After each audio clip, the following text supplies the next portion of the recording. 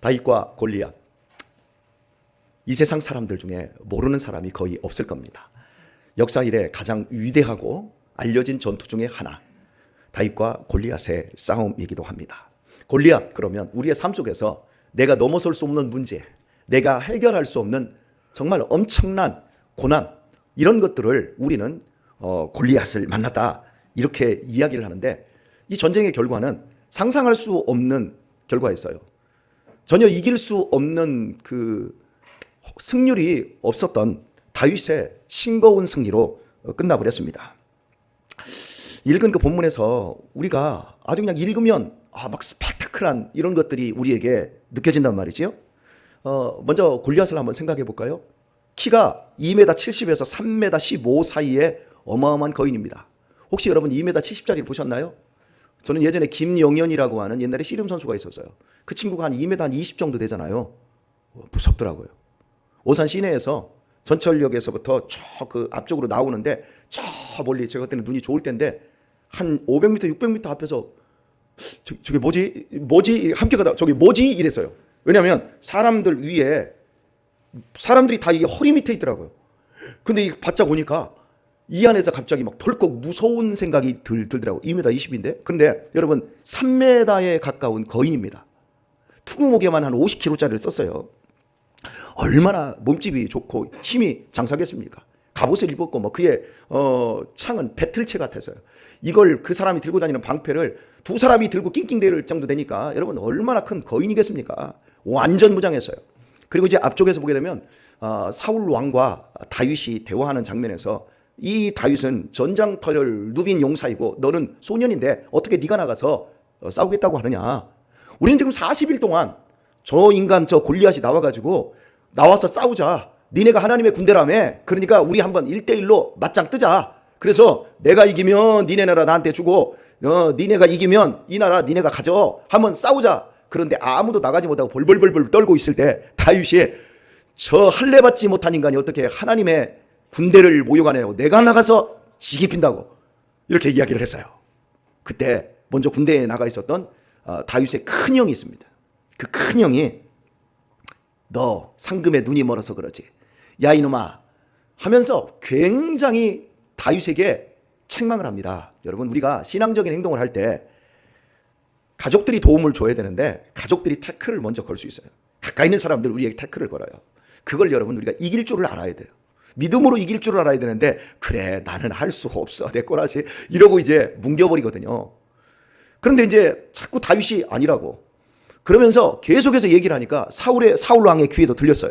사울 왕도 못 나가고 있는데, 사실은 그쪽에서 나오라고 하면 사울 왕이 나가야 되는데 사울 왕이 나가지 않고 있었어요. 이스라엘 백성들 가운데 어깨 위에 키가 있었던 사람이 사울 왕이었습니다. 그러니까 이 블레셋의 대표 거인은 골리앗이고 이스라엘의 대표 거인은 왕이면서도 사울이었어요. 그런데 사울이 나가야 이게 으등비등 맞아요. 그런데 사울 왕이 벌벌 떨면서 안 나가요. 이러고 있는데 사울 왕이 귀에 들렸어요. 다윗을 불렀어요. 나갈래? 네가 나가라. 이렇게 되었어요. 그러면서 그 대화 가운데, 너는 소년이고 다윗 블레셋의 골리앗은 원래부터 전쟁터를 누빈 용사였는데 어떻게 싸울 거냐. 그래도 나는 하나님의 이름을 가지고 있고, 나는 어려서부터 사자와 곰이 아버지의 양을 잡아가려고 하면 그 수염을 잡고 내가 그걸 쳐서 죽였다. 이러면서 자기의 경험을 얘기해요. 그래서 그러냐? 그러면서 이제 사울 왕이 자기의 좋은 투구, 또 칼, 갑옷, 이것을 이제 입혀줍니다. 그런데 이게 너무 자기에게 맞지 않으니까 그냥 나가겠습니다 하면서 그냥 물맷돌 5개와 주머니와 막대기 하나 들고 이제 전장터에 나가게 되어진 겁니다. 외적인 모습으로는 전쟁 상대가 안 되는 거예요. 그런데 이겼단 말이죠. 이기는 과정도 한번 돌아볼까요? 40일 동안 소리를 버럭버럭 지르고 있습니다. 다윗이 나와 맞짱 한번 뜨자. 그런데 40일 만에 하나가 나옵니다. 나오는데 보니까 무장도 안 되어 있고 그냥 청소년 하나가 목동 하나가 막대기 하나 들고 물매 가지고 나오는 거예요. 그 모습을 보니까 칼도 안 들었지요. 무장도 안 했지요. 창도 없지요. 방패도 없지요. 이러고 나오니까 이 골리앗이 기가 막히지요.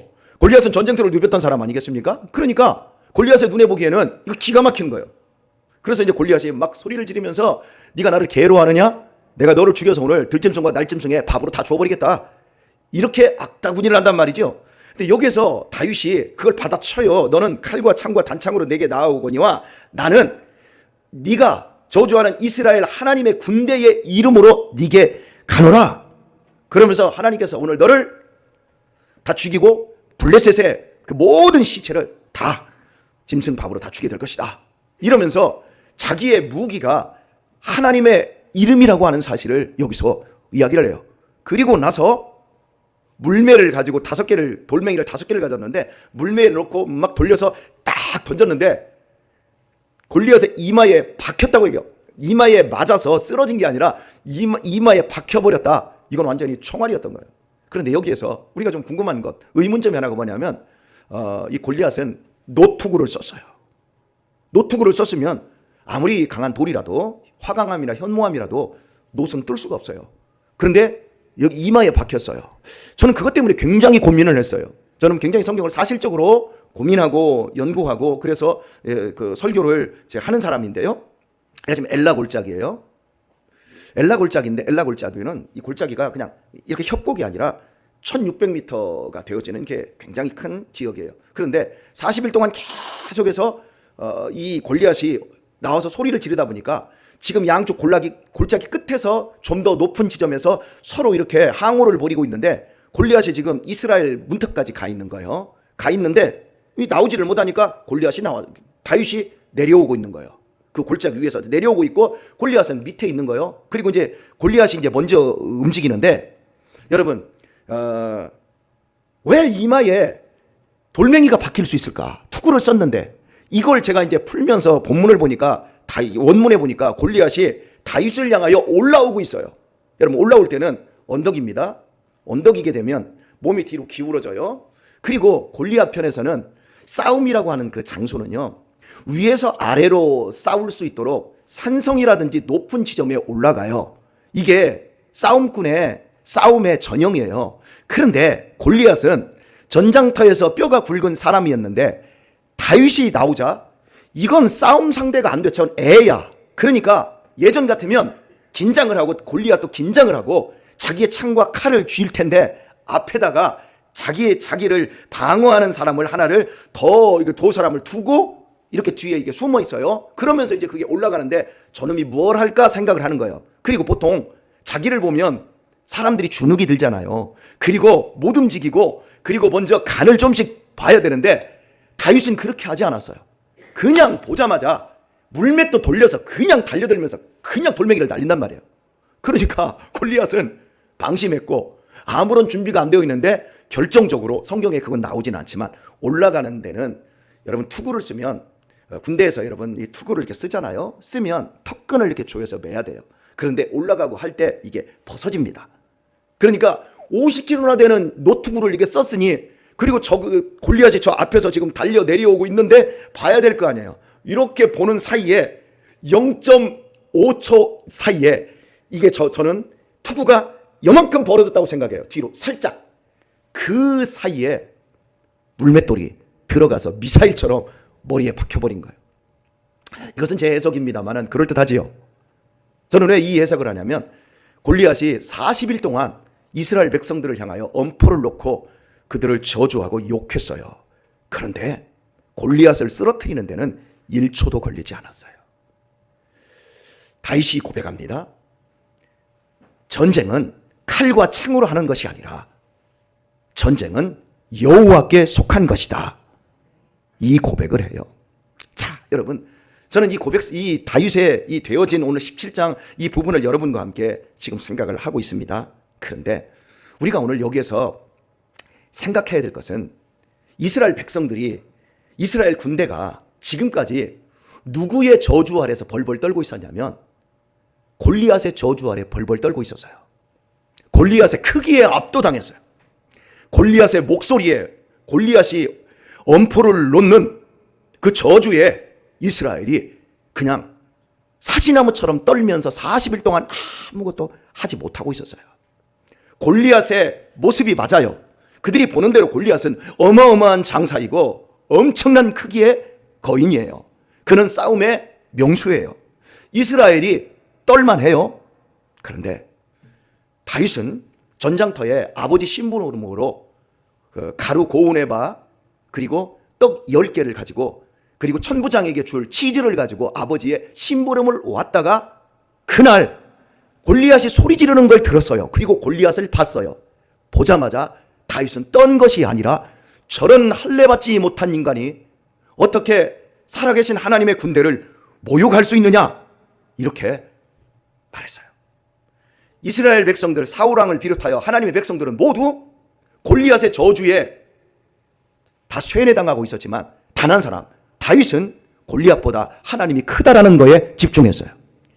골리앗보다 하나님이 더 세다라는 것에 집중을 했어요. 골리앗의 크기가 문제가 아니라 다윗의 믿음이 더 큰 거예요.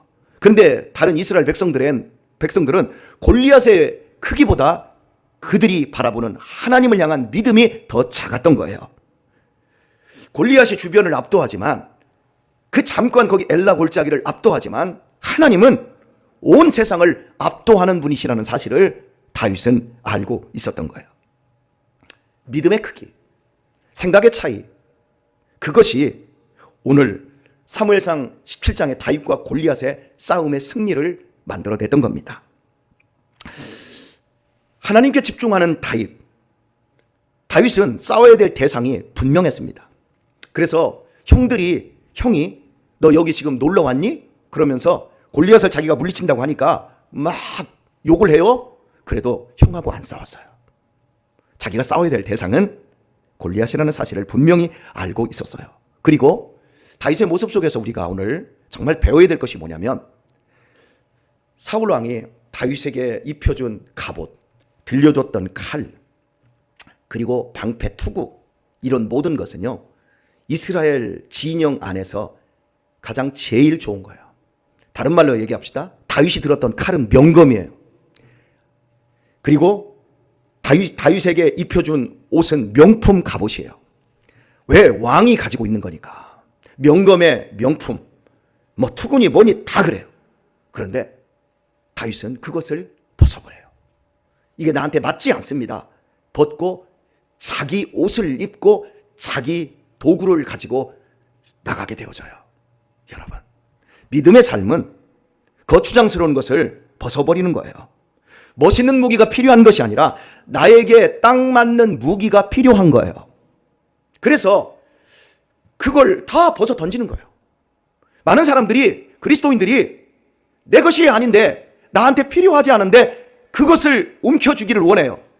사울 왕이 모두 떨고 있으니까 저 골리앗 때려 죽이면 내 딸을 주겠다, 사유를 삼겠다, 그리고 이스라엘의 많은 재산과 권리와 너희 집안에 자유를 주도록 하겠다, 가서 싸워라, 이렇게까지 제의를 하는데 사람들이 못 나가요. 근데 다윗은 아무것도 필요 없어요. 다윗은 오직 하나님에게만 집중되어 있어요. 하나님, 나는 하나님의 이름으로 간다. 나는 하나님을 모욕하는 그 부분에 대한 의분 하나 가지고 나가고 있는 거예요. 여러분, 명품 같은 거 많이 흠모하지요. 집에 명품 사놓고 계신 분들 계시고 명품을 모으는 걸 굉장히 이렇게 기쁨으로 생각하시는 분들이 계실 거예요. 많이 모아보세요. 여러분은 명품이 절대 안 됩니다. 명품을 들었다고 해서 명품이 안 됩니다.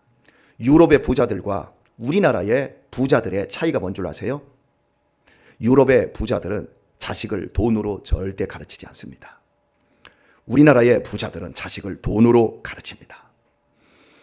돈 가지고 가르치지 않는 서양의 부모님들의 생각이 뭔 줄 아세요? 식당 하나를 물려줄래도 식당에서 쓰레기 정리하고 음식 쓰레기 버리는 것부터 시작해서 다 가르친 다음에 식당을 물려줍니다.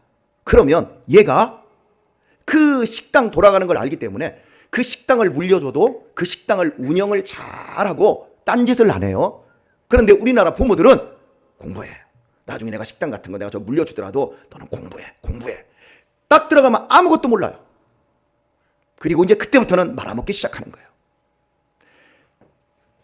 나에게 익숙한 것, 나에게 필요한 것, 그것이 무엇일까요? 다윗은 자기에게 필요한 것이 지팡이였어요. 자기에게 필요한 건 일상에서 자기가 해오던 대로 돌명이 몇 개였어요. 내 인생에서 명품, 내 인생에서 거추장스러운 것, 차도 비싼 거 사놓고 조금 더 넓은 집 들어가서 뭐 다 좋은 겁니다만은 여러분 누릴 수 있으면 누릴 수 있어야 되겠지요. 그런데 그것이 지금 나한테 안 맞아. 안 맞아서 뒤뚱거리고 있어. 걷지도 못해. 어떻게 몸을 움직일 수도 없어. 그거 한다고. 그런데 계속해서 그렇게 삽니다. 그리고 정말 소중한 것을 놓치는 사람들이 많이 있어요. 여러분, 나에게 의미 있는 것이 뭐지요? 나에게 가장 소중한 것이 뭐지요? 가족이에요, 가족. 나에게 가장 의미 있고 가장 소중한 것은 교회예요, 교회. 헛된 것, 내게 맞지 않는 것을 우리 많은 사람들이 소원하고 그걸 갖기 위해서 얼마나 많이 노력하고 있는지 몰라요. 제가 주일에 우리 셀모임 하는 자리에서 제가 물었어요. 세상에서 제일 나쁜 아빠, 세상에서 제일 나쁜 엄마가 누구예요? 내가 원하는 대답을 못해요.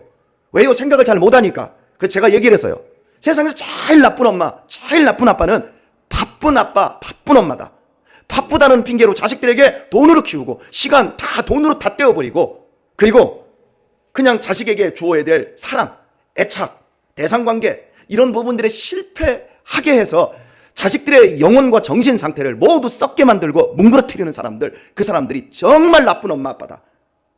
바쁘게 살더라도 우리 인생에서 놓치지 않아야 될 것, 가장 중요한 것을 우리들이 붙잡아야 되는 거예요.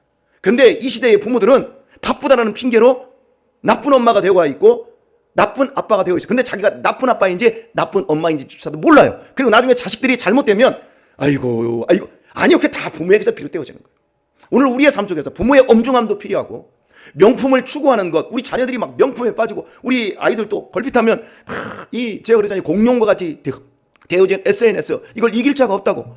아이들도 다 보면 그런 것만 보는 거예요. 똑같은 막 연예인들에게 열광하고, 연예인 하나가 자살하면 나도 가서 따라주고 싶을 정도로 거기에 다 막 매진되어 있고, 다 내 것이 아닌 거예요. 내 삶을 살지라는 거예요. 다윗의 이 승리의 비결은 오늘 사무엘상 17장에서 여기에서 그날 하루아침에 결정된 것이 아니라 다윗이 살아온 삶의 뒤에 과정들이 오병이의 기적처럼 종자가 되어서 이루어졌던 거예요. 그러면 다윗은 어떤 사람이었습니까? 어린 시절 아버지에게 별로 사랑을 못 받았어요. 인정을 못 받았어요. 그런데 다윗의 이 사무엘상 27장 기록에 보게 되면 다윗이 여기 전쟁터에 나올 때도 아버지의 양을 맡았다가 아버지가 심부름을 보내니까 아버지의 양을 다른 양치기에게 맡기고 나왔다, 이렇게 얘기해요. 그러니까 자기의 양이 아닌데도 성실하게 그 양을 지키는 그 일을 하는 거예요. 사자가 오면 도망가야죠. 여러분, 사자가 무서워요? 곰이 무서워요? 저승사자가 무섭지요? 곰이 무서워요? 만약에 골리앗하고 싸운다고 했을 때 곰을 이긴 저력을 가졌는데 곰이나 사자는 한 방에 쓰러뜨리지 못하면 죽습니다. 호랑이 사냥하는 사람들, 이런 맹수 사냥을 하는 사람은 한 방에 쓰러뜨리지 못하면 내가 당하는 거예요. 그런데 다윗이 아버지에게 인정도 못 받으면서 심부름을 얼마나 잘하고 그 양을 지킬 때 성실하게 그 양을 지켜냈다라고 하는 이야기들이 뒷부분에 다 나와요. 그러니까 제가 여러분에게 요셉 얘기할 때 인생을 성공하는 비결은 딱 두 가지에 있다. 피나는 절제와 피나는 섬김이다. 여러분에게 이 말씀드려요. 그게 종자가 되어서 오늘 이 다윗의 골리앗을 물리치는 승리가 이루어졌던 겁니다. 제가 오늘의 말씀을 맺겠습니다.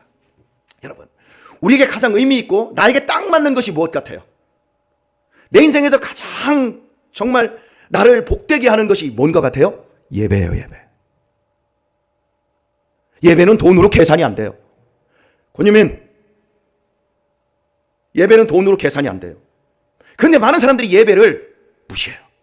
예배가 무너지면 성도는 그때부터 힘을 못 써요. 근데 예배를 통해서 은혜를 받기 시작하잖아요. 그러면 그 성도는 다윗처럼 되어져요. 예배는 우리의 내면 세계를 치유합니다. 우리의 우울증을, 우리 안에 붙는 막 아픔, 괴로움, 이런 것들을 다 해결해 줍니다. 여러분, 우리가 세상에 나가보세요. 우리 학생들, 청년들, 어린이들, 여러분이 세상에 나가서 직장생활 해봐요. 상처받을 일 천지예요. 결혼해봐요. 상처를 끌어안고 살아야 돼요. 왼수 같은 인간하고 살아야 돼요. 그리고 자식을 낳아봐요. 말 잘 들을 것 같지요? 미칩니다. 여러분, 끝없이 상처를 받아요. 어떻게 이걸 풀 데가 없는데 우리가 예배를 드릴 때 하나님은 그 모든 상처를 해결해 주십니다. 치유해 주십니다. 마음을 더 단단하게 여며 주십니다. 우리로 하여금 용사가 되게 해 주십니다. 그래서 예배에 성공한 사람의 특징이 뭐냐면 골리앗을 만나도 네가 왜 하나님의 군대를 모욕해? 나는 만군의 여호와의 이름으로 살아 떨질 않아요. 그런데 예배로 승리하지 못한 사람은 명품 가방 들고 명품 차 탄 사람들, 명품 시계 산 사람 보면 배가 아파 죽든지 위축돼 가지고 벌벌벌벌 떨어요. 그래서 나도 그렇게 해야지 하면서 믿음 안에서 승리하지 못하니까 계속해서 거추장스러운 것을 내 인생에 그걸 두르려고 하다가 흉내만 내다가 헌신도 못하고 충성도 못하고 자식들도 잘 못 키우고 그냥 인생하다가 나중에 참 요양원 뒷방 노인네가 되어서 눈물 줄줄줄 흘리게 되는 거예요. 그런데 예배에 성공하는 사람들은요, 속이 정금처럼 빛나요. 그리고 예배에 성공한 부모님은 자녀들을 통해서도 그 예배가 전달되게 되어집니다. 왜? 기독교 신앙의 최고의 핵심은 말씀 듣는 예배거든요. 저는 엊그저께 봉동에 갔을 때 위대한 믿음의 가문을 하나 봤어요. 제가 사진까지 찍어왔어요. 왜냐하면 우리나라 선교사 초창기에 봉동 중앙교회를 세울 때 사랑방을 내드렸던 할아버지의 손자들까지 6대를 내려오는데 그 가정에 이번에 돌아가셨는데 100세에 돌아가셨어요. 100세에 돌아가셨는데 1월 1일 날 돌아가셨는데요. 12월 31일까지 집에서 사이클 타고 이러고 자기 놀러 다니시고 이러다가 하루 딱 아프고 다음 날 갔어요. 그런데 100세를 살았는데 자식이 7형제인데 7형제 자식들 중에 앞세운 사람이 하나도 없어. 7형제들이 모두 큰형만 목사였고 나머지는 다 장로님인데 다 장로님이야. 사이들까지 다 기업체 사장님들이야. 그리고 손자들까지 다 있는데 손자들도 목사의 다 장로들이야. 나 거기 가가지고 정말 9988-23세 그거 있었잖아요. 나 그거 이때까지 못 봤거든요. 난 근데 그 9988-23세보다 더한 사람들을 봤어. 그리고 사람들 하나같이 겸손과 하나님을 경외하는 그 모습, 겸손과 여호와를 경외함의 보응은 재물과 영광과 생명이니라. 여러분, 오늘 우리가 우리 인생 속에서 꼴지워져 내야 할, 내가 입어야 될 갑옷은 여호와의 빛나는 갑옷이어야 하는 거예요. 예배를 통해서 여러분 우리 자신들을 새롭게 만들어가고 예배를 통해서 더욱더 이 골리앗을 물리칠 만한 세상 골리앗, 우리 안에 있는 내면에 위축된 이런 골리앗들을 물리칠 수 있는 그런 사람으로 여러분 이 교회에서 은혜 받으시고 오늘 또 다윗으로 여러분의 삶의 과정에 들어갔을 때 분명히 골리앗들이 있습니다. 그 골리앗 앞에 떨지 마세요. 그 저주에 함몰되지 마세요. 하나님이 여러분을 축복하셨습니다. 누구도 여러분을 정죄할 수 없습니다. 누구도 여러분을 이길 수 없습니다. 믿으시고 그 안에서 승리하기를 예수님의 이름으로 축원합니다.